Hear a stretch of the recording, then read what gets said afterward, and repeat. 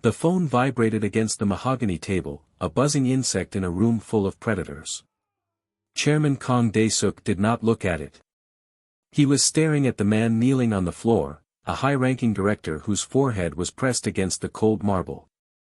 The director was shaking, his sweat mixing with the expensive floor wax. The phone buzzed again. The caller ID flashed, wife. Beside Kang, a woman in a red silk dress, half his age, reached out with manicured nails and traced the rim of his glass. She didn't speak. She didn't need to. Her presence was the insult Kang's wife was currently sensing through the ignored ringtone. Kang reached out. He didn't pick up the phone. He flipped it face down, silencing the vibration mid-sequence. "Continue," Kang said. His voice was like grinding stones. "Sir," the kneeling man gasped, "the 3 trillion Korean wons. It's not just moving. It's dissolving. We've used every protocol. The SNU professors, the KAIST team, they say the encryption is sentient. Every time we touch it, the money vanishes faster." Kang didn't blink. He looked at the 25 experts lined up like a firing squad. These were the men who ran Korea's shadow economy. Each held a PhD or a state-secret clearance. And each one was looking at their shoes. The phone on the table lit up again. A text message. "I'm at the hospital, Dae-suk. They say the internal bleeding won't stop. Please. Pick up. I'm scared." Kang stared at the message until the screen went black. He felt nothing but the cold, sharp edge of his own ambition. The woman in the red dress leaned closer, whispering something into his ear about a flight to Macau. "Chairman," a voice called from the back. It was the head of security. "The food is here." "Not now," the director on the floor begged. "We are in the middle of a collapse."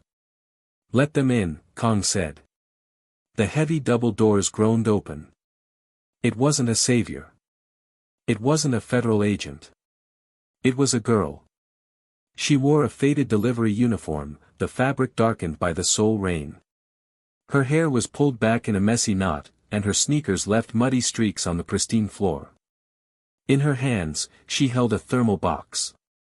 "Han Seo-rin," she said, reading her own name badge as if she'd forgotten who she was for a moment. "Delivery 4. Chairman Kang." The experts scoffed. One laughed, a high, nervous sound. "Get out," the director screamed. Seo-rin didn't move.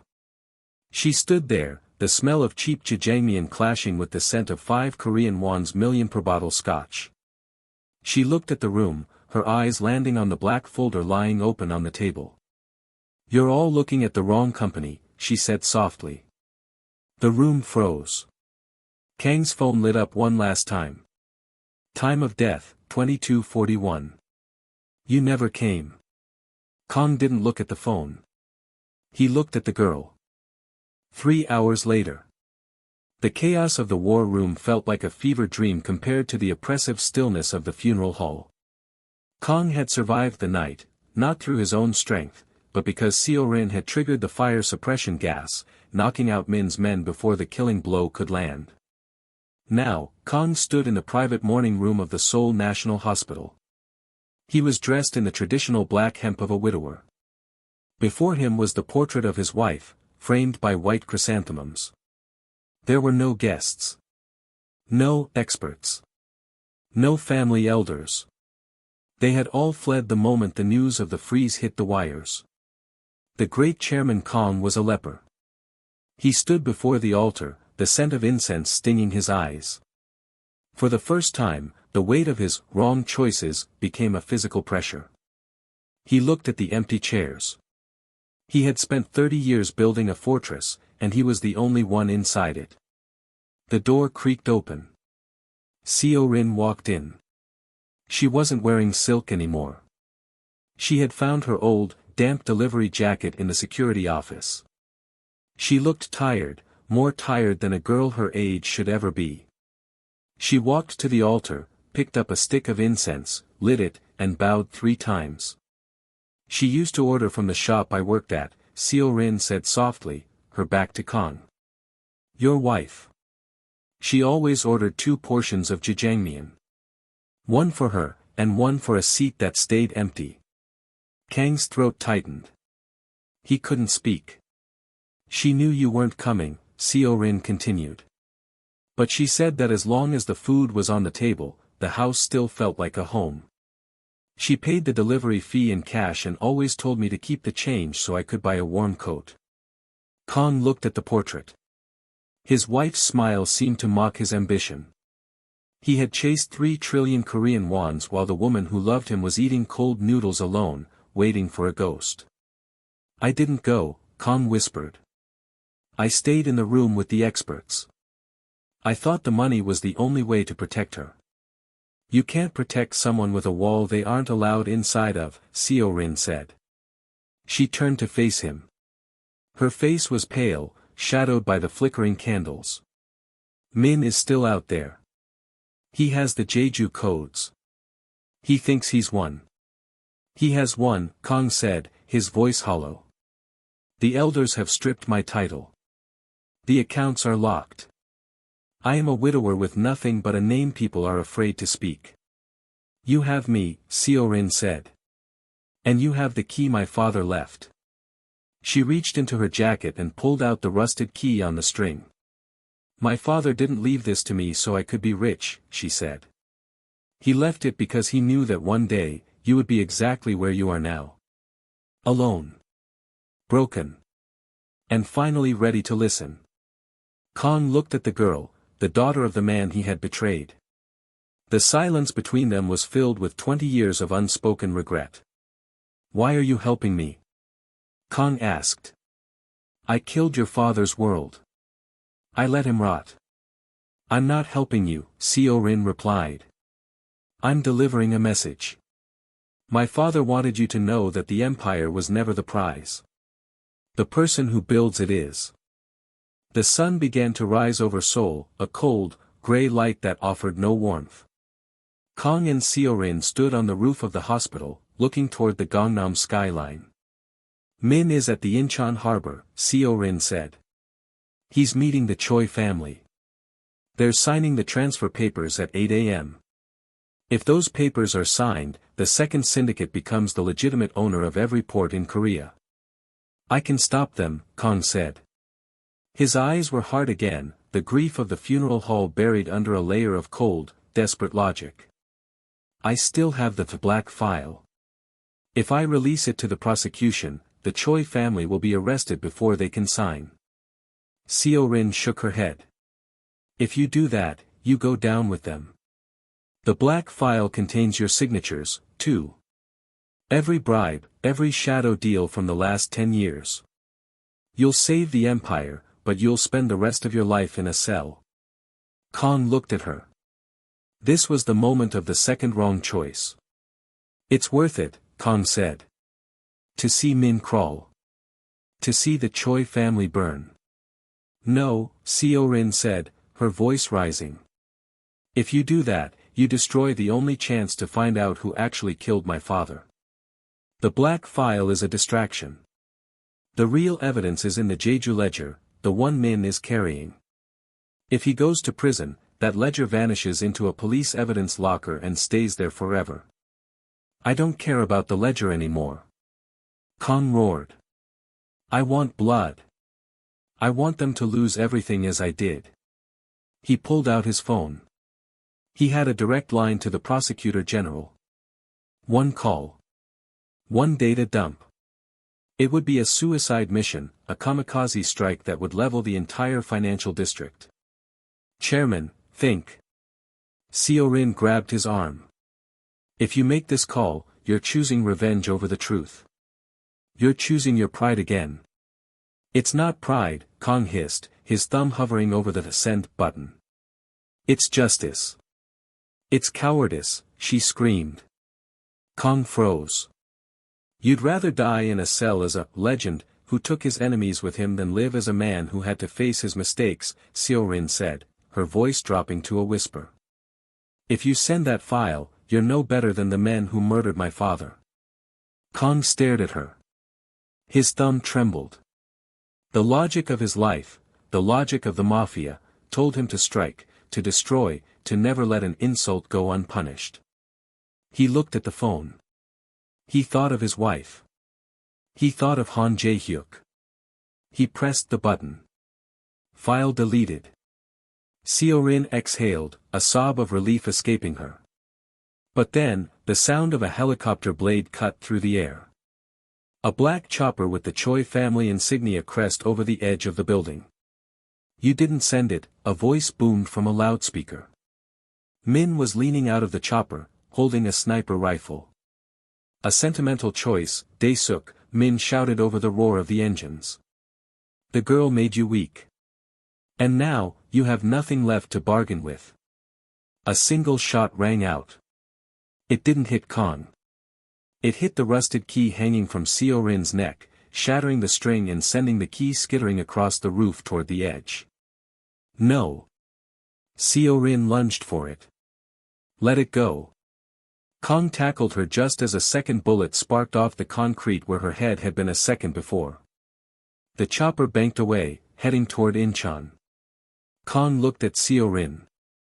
She was shaking, her eyes fixed on the space where the key had been. "He has the key," she whispered. "He has everything." Kong looked at his hands, the hands that had just chosen mercy over revenge, and realized that by making the right, moral choice, he had just doomed them both to a physical defeat. The regret was a different kind of pain, not the hot sting of pride, but the cold realization that goodness in his world was a death sentence. The wind on the hospital roof whipped Seo-rin's hair across her face as she stared at the space where her father's key had fallen. The black helicopter was a dwindling speck against the rising sun, carrying Director Min and the final piece of the Han Jae-hyuk puzzle toward Incheon. Kong stood up, his black funeral suit dusted with concrete grit. He looked at Seo-rin. She wasn't crying. Her eyes were fixed, her mind clearly racing through 1,000 lines of code and memory. "The key," she whispered. "He thinks he has it." "He does have it," Kong said, his voice raw. "He has the key, the money, and the Choi family's protection. We have a rooftop and a dead phone." Seo-rin finally looked at him, and a slow, terrifying smile spread across her face. It was the same smile Kong had seen on Han Jae-hyuk right before he bankrupted a rival bank in 1998. "The rusted key was a decoy, Chairman," she said. "My father was a financial architect. Do you think he would leave the most important data in his life on a piece of metal that could be stolen or melted?" Kong blinked. "Then what was the key for?" "To see if Min was still watching the girl, or if he was watching the ledger," she said. She reached into her faded delivery jacket and pulled out something the guards had ignored during the cleaning, a small, plastic loyalty card for a 24-hour convenience store in Incheon. The key opened a locker at the station. Inside that locker is a laptop. But the laptop is a trap. The moment Min inserts that key, it doesn't give him the codes. It broadcasts his exact GPS coordinates to every rival syndicate in Asia as a traitor signal. Kong felt a chill. This was the failsafe. Then where is the real data? Kong asked. Seo-rin pointed to her head. Memorized. But there's one physical component. The heart of the empire isn't a digital file. It's a physical ledger hidden in the one place you'd never look because you're too proud to go back there. Where? The basement apartment where my father died, she said. Min never searched it properly because he couldn't stand the smell of poverty. He thought a man like Jae-hyuk would hide his treasure in a vault.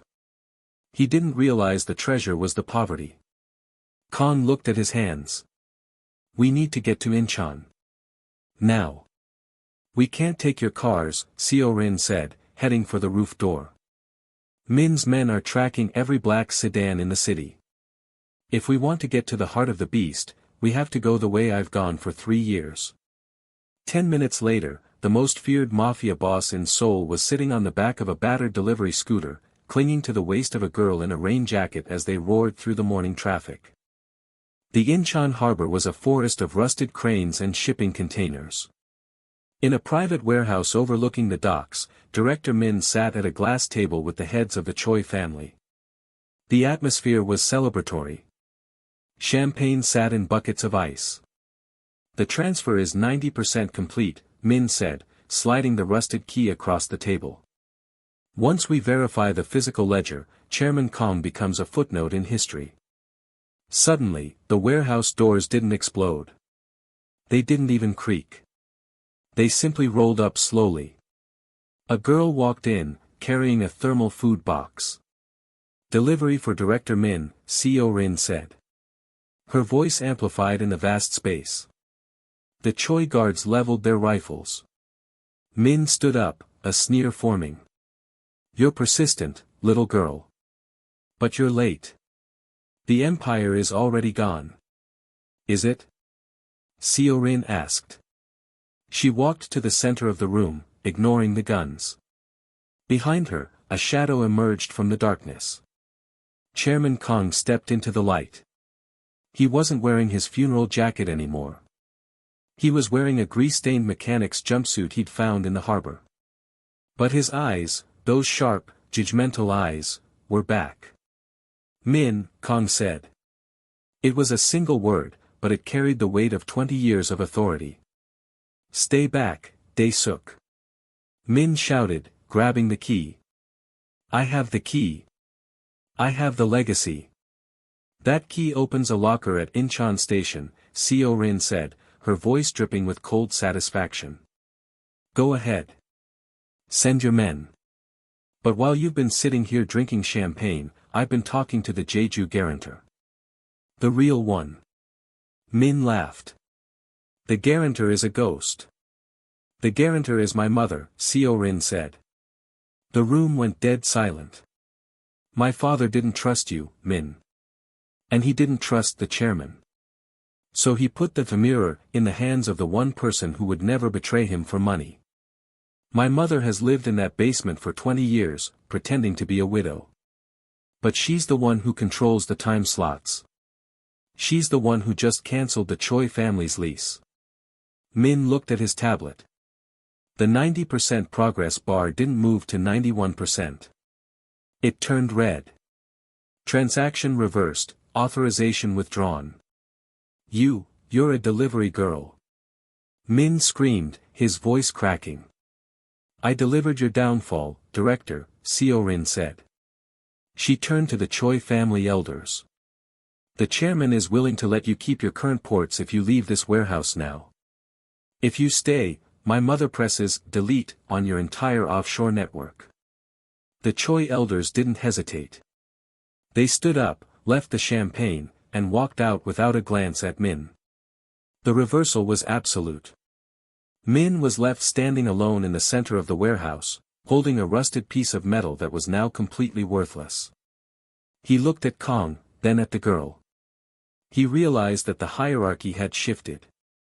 The man of power was a mechanic, the girl of the streets was the queen. The harbor was quiet now, save for the sound of the tide hitting the pilings. Min had been taken away by Kang's loyalists, not to a police station, but to the Incheon cleanup site he himself had designed. Kong and Seo Rin stood on the pier. The 3 trillion Korean wons was back in the syndicate's control, but the victory felt hollow. The empire was safe, but the people who built it were gone. "You have the ledger now," Seo Rin said, handing him a small, salt-stained notebook they had retrieved from her father's apartment. "It's all there. The second syndicate, the bribes, the names of every man who betrayed you." Kong held the notebook. This was the power he had killed for. "What will you do with it?" she asked. "I'll rebuild," Kong said. But his voice lacked the old fire. "I'll purge the organization. I'll make sure your father's name is cleared." "Clearing a dead man's name doesn't bring him back," Seo Rin said. She stepped closer to the edge of the pier, looking out at the dark water. "There's one thing the ledger doesn't say, Chairman.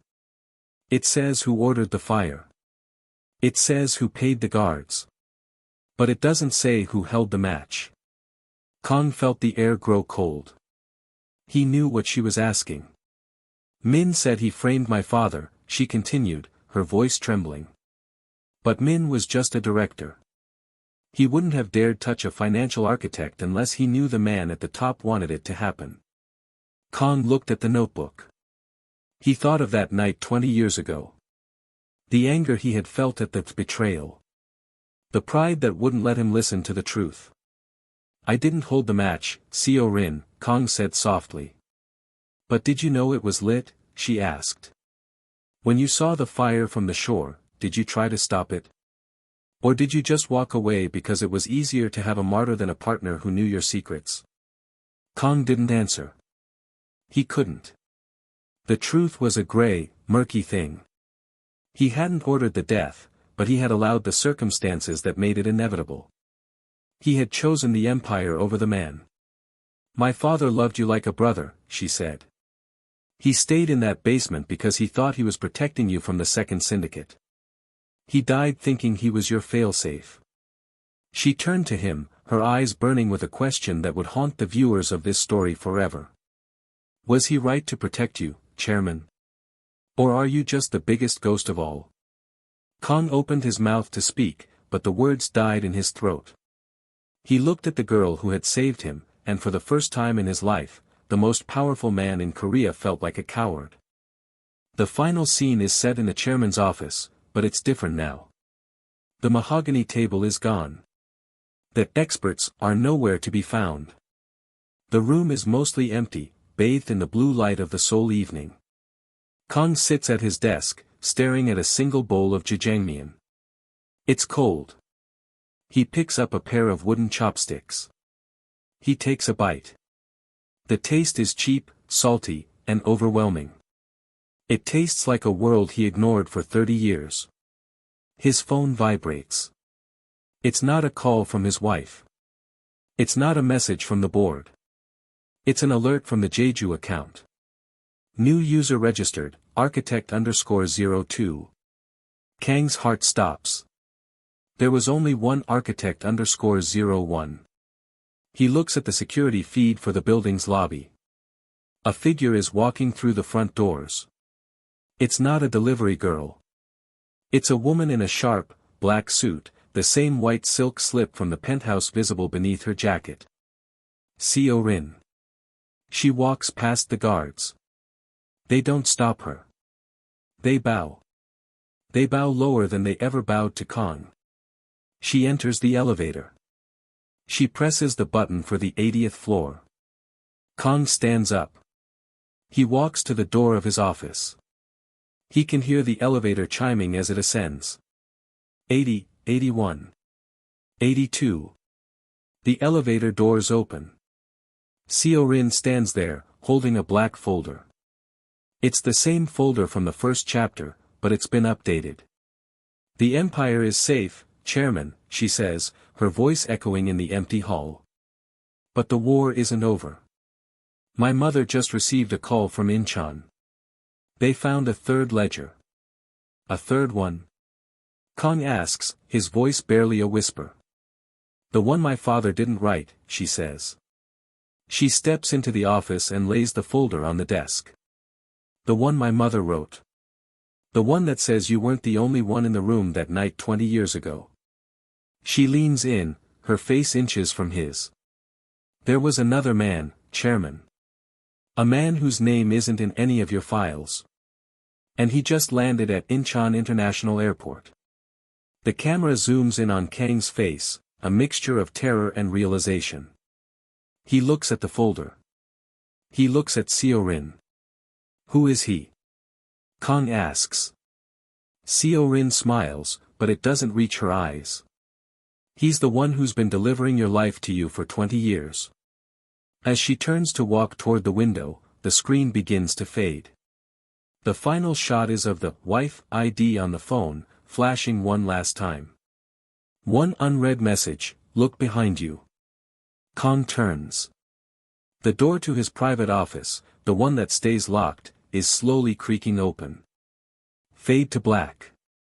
The silence that followed Seo Rin's words was more terrifying than the shouting. Chairman Kong Dae-suk stood up. He was a mountain of a man, his suit tailored to hide the scars of a decade spent in the trenches of the Busan docks. He walked toward the delivery girl, his footsteps echoing like gunshots. The experts retreated. They knew the chairman's temper. They expected him to strike her, or worse, hand her over to the men waiting in the shadows with silenced pistols. Instead, Kong stopped 3 inches from her. "What did you say, delivery girl?" Seo-rin didn't back away. She didn't even look at the floor. She looked directly into the eyes of the most feared man in the country. "I said you're looking at the wrong company. You're chasing the Singapore shell firm because they have the most noise in the ledger. But they aren't the ones holding the 3 trillion Korean wons. They're just a distraction." "This is a joke," the lead strategist from Samsung stepped forward, his face flushed with humiliation. "Chairman, she is a high school dropout in a rain-soaked vest. We have spent 6 hours with supercomputers. She is a child playing with things she cannot comprehend." Kong ignored him. "Why are they the distraction?" Seo-rin walked past the chairman, an act of such casual disrespect that the guards actually reached for their weapons. She walked to the mahogany table and looked at the document. She didn't touch it with her hands, which were still damp from the rain. "Look at the lease agreements for the time slots," she said, pointing to a footnote that had been dismissed by every man in the room. "The Singapore firm leases the ships, but the time slots are owned by a silent guarantor in Jeju. If you attack the Singapore firm, the guarantor triggers a default clause. The money doesn't just leave your account, it becomes theirs legally through a forced auction." The room went cold. The KST prodigy scrambled to his tablet, his fingers flying across the screen. That can't be right. The Jeju office is a shell. It's a real estate company for oranges. "It's a P.O. box," Seo-rin corrected him. "And the man who owns that P.O. box also owns the judge who will oversee the auction in 72 hours. "How do you know this?" Kong asked. His voice was low, vibrating with a new kind of intensity. "I delivered food to that P.O. box for 3 years, Seo-rin said. And I read the mail." Laughter erupted from the experts, a desperate, mocking sound to cover their own incompetence. "She read the mail. Chairman, you see. She's a thief. A common spy." Kong raised his hand. The laughter died instantly. He looked at the black folder. Then he looked at the 25 experts, men he paid millions of won to protect his empire. Then he looked at the girl in the wet uniform. 25 of you," Kong whispered. "The best minds in the Republic. You had 6 hours. You had the keys to the kingdom. And you missed a footnote about a Jeju P.O. box." He turned to the head of security. "The director on the floor," Kong said, pointing to the man who had been begging earlier. "Throw him out. Not the building. The dock. Incheon." The man screamed as he was dragged away. Kong turned back to Seo-rin. He picked up his phone, the one that held the notification of his wife's death, and used it to tap the black folder. "You solved it in 30 seconds, Kong said. "Who taught you how to read a shadow ledger?" Seo-rin tightened her grip on the thermal food box. "My father," she said. The room was a vacuum of sound. 24 experts stood like statues, their expensive silk suits suddenly looking like costumes. At the center of this world of marble and blood stood Seo-rin. A drop of rainwater fell from the tip of her nose and splashed onto the 3 trillion Korean won's contract. The lead strategist from Samsung let out a low, venomous scoff. "Chairman, you cannot be serious. You are entertaining a girl who smells of grease and the street. This is an insult to the intelligence in this room." Kong didn't look at him. He was watching Seo-rin. "Intelligence," Kong said, the word tasting like iron. "Is that what you call what happened today? 6 hours of intelligence got me an empty vault and a dead end in Singapore." He stepped toward Seo-rin. She didn't flinch, even as the shadow of his 6-foot frame swallowed her. He reached out and gripped the strap of her delivery backpack. With a sudden, violent jerk, he ripped it off her shoulders and tossed it onto the mahogany table. The contents spilled out, a half-eaten kimbap roll wrapped in foil, a tattered notebook, and a handful of loose change. "Look at her," Kong commanded, his voice echoing off the vaulted ceiling. "Look at the person who just did your job while carrying a box of noodles." The experts were forced to look. It was a calculated humiliation. They had to stare at her cracked phone screen, her red, chapped hands, and the name badge that marked her as a servant of the working class. The social hierarchy of Korea was being inverted in real time, and the discomfort was palpable. One professor actually turned his head away, unable to bear the shame of being outclassed by a girl who didn't even have a college degree. Seo-rin didn't look at them. She looked at her kimbap on the table. "You're getting mud on my notebook," she said softly.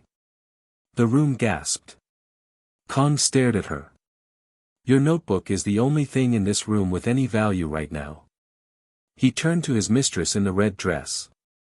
She was looking at Seo-rin with a mixture of amusement and predatory hunger. "Clean her," Kong ordered. "But don't let her touch a phone. If a single word of what happened in this room leaves this building, she won't be delivering food anymore. She'll be the food." Seo-rin remained silent. She stood there, a small, damp figure in a room of giants, looking not like a victim, but like a judge. "You said you read the mail," Kong said, leaning back against the table, crushing the kimbap foil without noticing. "Explain the Jeju guarantor. Now." Seo-rin stepped closer to the document. She didn't need to flip the pages. She had memorized the layout the moment her eyes touched the paper. "The guarantor is listed as Tamra Logistics," she said. "But if you look at the registration number on page 14, it doesn't match the tax filing on page 82. It's a transposition cipher. Simple, old-fashioned." The KST prodigy stepped forward, his face pale. "A transposition cipher? In a blockchain-based transfer? That's impossible. It's too primitive." "That's why you missed it," Seo-rin said. "You were looking for a ghost in the machine. You should have been looking for a man with a pen." She pointed to the footnote again. "Tamra isn't a company. It's the old name for Jeju. The man who wrote this is mocking you. He's telling you exactly where he is. He's at the old harbor, the one the government closed 10 years ago. He isn't using a server in Singapore. He's using a radio tower in the mountains." Kang's eyes narrowed. "A radio tower? The data isn't being sent," Seo-rin explained. "It's being mirrored. While your experts were building firewalls around your Seoul servers, the Jeju guarantor was simply waiting for the data to reflect off the satellite. You didn't lose the money because of a hack. You lost it because you let him hold the mirror." The room was dead silent. The experts looked at each other. They didn't even understand the mechanics of what she was saying, but the logic was undeniable. It was the kind of brilliance that didn't come from a classroom. It came from survival. 30 seconds, Kong whispered. "It took the best minds in Korea 6 hours to fail. It took you 30 seconds to find the mirror." He looked at the security monitors on the wall. The red lights were still blinking. The empire was still bleeding. "How do we break the mirror?" Kong asked. Seo-rin looked at him, her eyes cold. "You don't break it. You change the angle. If you move the 3 trillion Korean wons to the Jeju account before he triggers the default, you become the guarantor. He doesn't steal your empire. He becomes your employee." Kang's lips curled into a terrifying smile. "I like that. Who are you?" The question didn't come from Kong. It came from the shadows at the edge of the room. A retired intelligence analyst, a man who had seen the rise and fall of 3 administrations, stepped into the light. He was staring at Seo-rin as if he were seeing a ghost. Seo-rin hesitated. The bravado she had shown while explaining the ledger flickered. "I told you," she said. "I'm a delivery girl." "No," the analyst said. "I've seen that look before. The way you tilt your head when you read a cipher. The way you ignore the noise and find the mirror. There was only one man in the history of the syndicate who taught that method." Kang's smile vanished. He stood up straight, his hand instinctively going to the heavy gold ring on his finger. "His name," Kang demanded. Seo Rin looked at the floor. The rain was finally stopping outside, but the storm inside the room was just beginning. "Han Jae-hyuk," she whispered. The name hit the room like a physical blow. Several directors gasped. One man actually crossed himself. "Han Jae-hyuk died 20 years ago," Kang said, his voice dropping to a register that signaled an impending execution. "He died in the Incheon harbor fire. I saw the body myself." "You saw a body," Seo Rin said, looking up. Her eyes were suddenly bright with unshed tears and a fierce, burning hatred. "My father was a financial architect. Do you really think he couldn't architect his own death?" The silence that followed was suffocating. 20 years ago, Han Jae-hyuk had been the brains behind the Kang syndicate. He was the man who turned a street gang into a multi-trillion-won empire. And then, he had vanished amidst accusations of betrayal. Kang had been the one to sign the death warrant. Kang had been the one to order the fire. "He disappeared when I was 12, Seo Rin continued, her voice trembling. "My mother told me he was a monster. She told me he was dead. But he left me his notebooks.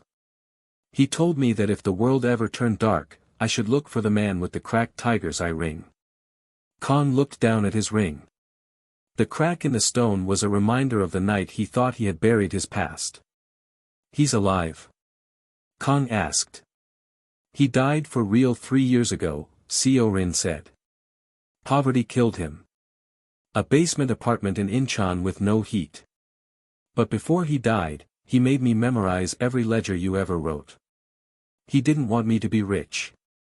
He wanted me to be your failsafe."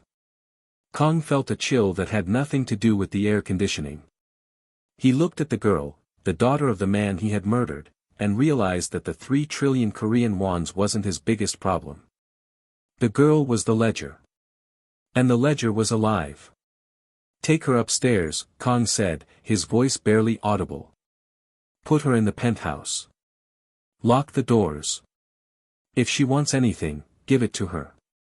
But if she speaks to anyone, kill everyone on that floor." Seo Rin didn't move as the guards took her arms.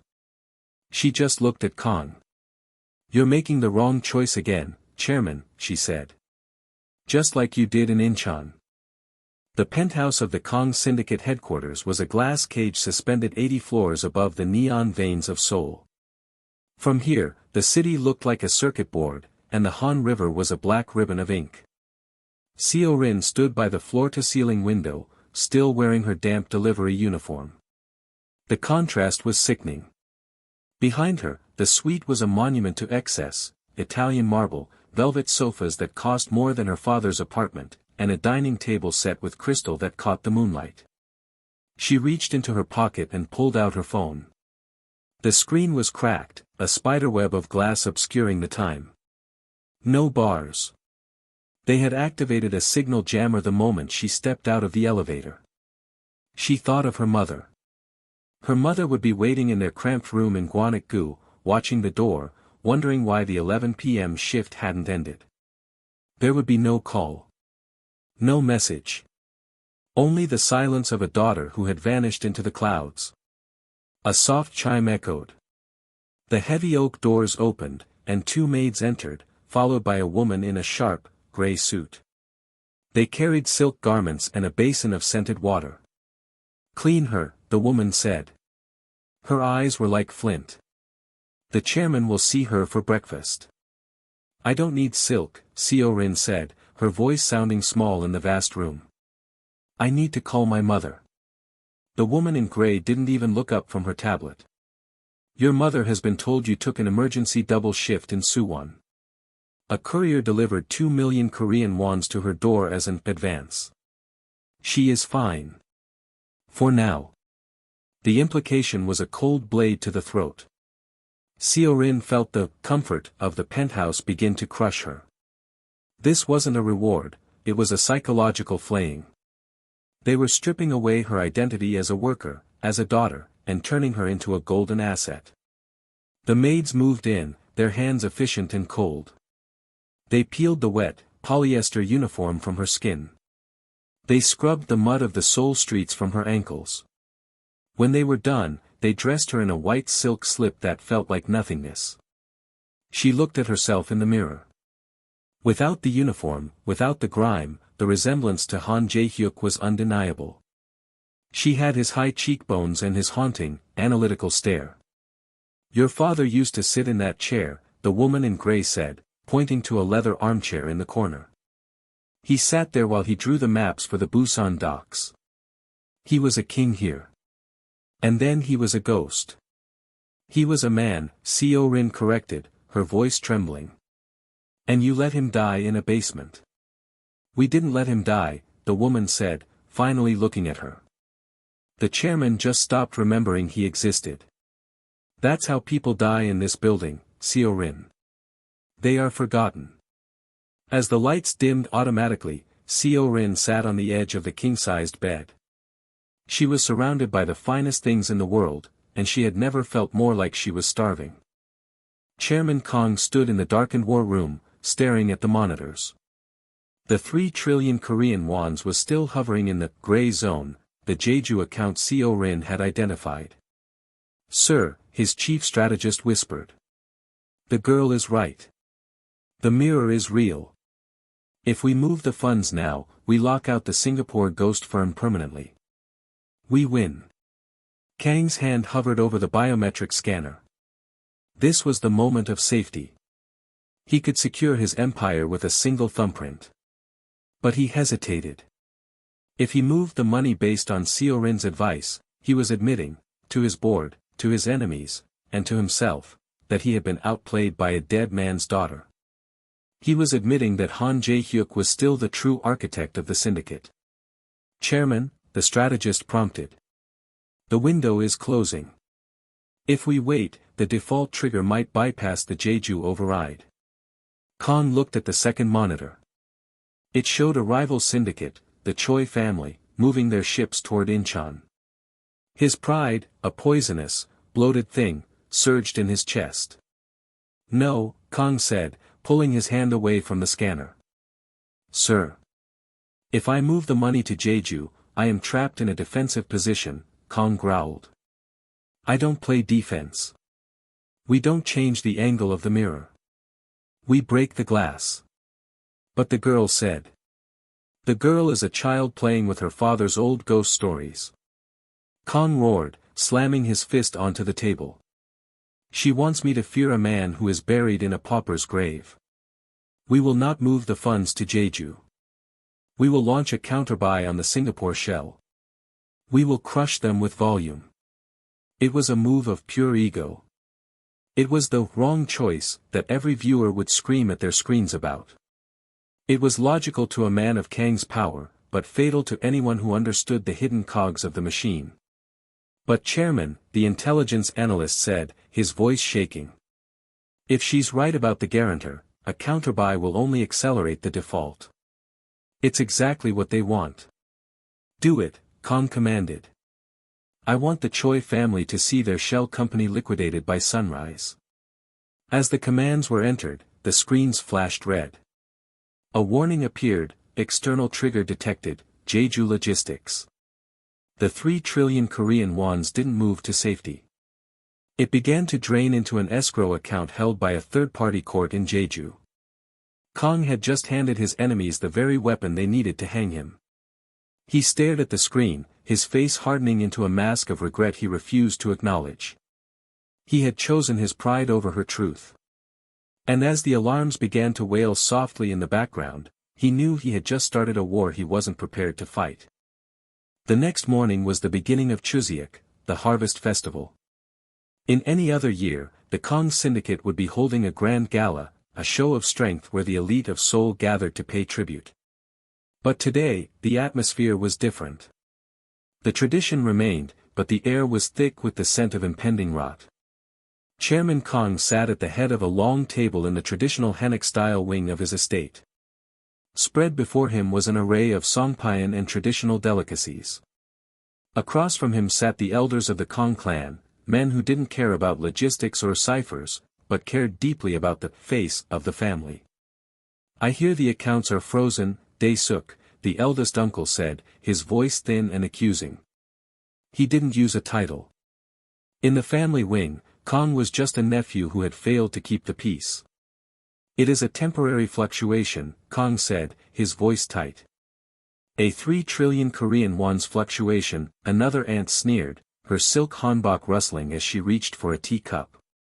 "During Chuseok? The ancestors must be weeping. You haven't even visited your wife's memorial yet. You were too busy with the woman in red." The social shame was a physical weight. In Korea, the Chuseok table is a battlefield of reputation. To lose money is one thing, to lose order during a holy festival is a spiritual failure. "The wife you ignored," the uncle continued, "died while you were in a basement with 25 fools. And now, I hear there is a girl in the penthouse. A delivery girl? Dae-suk, have you lost your mind?"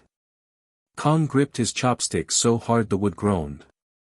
"The girl is the key to the Han Jae-hyuk problem."